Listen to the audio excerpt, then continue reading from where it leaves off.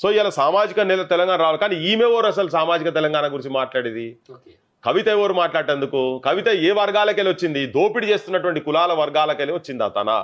ఈమె తుపాకీ పట్టి నేను అగ్రకులాలకెళ్ళి వచ్చినా కానీ నేను పేదోళ్ళ గురించి పనిచేస్తాను, నా జీవితాన్ని, నా కుటుంబాన్ని, నా సంసారాన్ని, నా తల్లిదండ్రులు అన్న వదిలిపెట్టి నా జీవితం మొత్తం త్యాగం చేస్తున్నా అని చెప్పని అగ్రకులాలకెళ్ళి పోయి అన్నలల్లా తిరిగినట్టు కాదు కదా ఈమె. ఎమ్మెల్సీ ఉండుకుంటా ఈమె కేసీఆర్ కూతురే, ఈమె అర్హత, ఈమె అంత తప్ప వేరే అర్హత లేదు. ఈమె కూడా నాకు ఏమొద్దు, ఇప్పటి నుంచి ఈ రోజు నుంచి నాకు ఏ పదవద్దు, ఏది ఉన్నా కానీ ఈ వర్గాల గురించి నేను కొట్లాడతా, నాకు ఉన్నటువంటి పతారా పలుకుబడంతా ఈ వర్గాలకు బీసీలు, ఎస్సీలు, ఎస్టీలే కావాలి. నేను ఎప్పుడు నా జీవితంలో నాకు, నా కుటుంబాలకు, నా భర్తకు, నా పిల్లలకు కూడా, నా తరానికి కూడా ఎవరికి కూడా అధికారం వద్దు అని కనుక మీరు భీష్మించి కనుక వచ్చేది ఉంటే అప్పుడు నిజంగా ఎవరన్నా ఆమె దిక్కు చూస్తారు.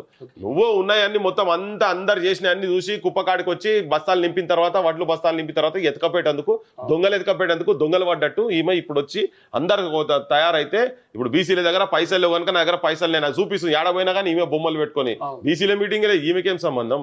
ఈమెకు అంతగానం ప్రేమ ఉండదు. మధుసూనాచార్య బొచ్చడు మంది వాళ్ళ పార్టీలో శ్రీనివాస్ గౌడ్ని పెట్టి మొత్తం నీ అన్ని పెట్టి ముంగడ పెట్టి ఆయనే మా నాయకుడు అని చెప్పి తిరుగుర్రి. మీ దాంట్లో ఉన్న కదా, మీకే లాయల్గా ఉన్నారు కదా వాళ్ళంతా. మీతో తిరిగి పాపం వాళ్ళు కూడా చాలా తప్పులు చేసిన వాళ్ళు, కానీ ఏం చేస్తాం మరి. కానీ కర్మ వాళ్ళని బట్టి వాళ్ళ న్యాయం కావాలని చెప్పండి. అటువంటివి కనుక చేసేది ఉంటే నమ్మతారు, లేకపోతే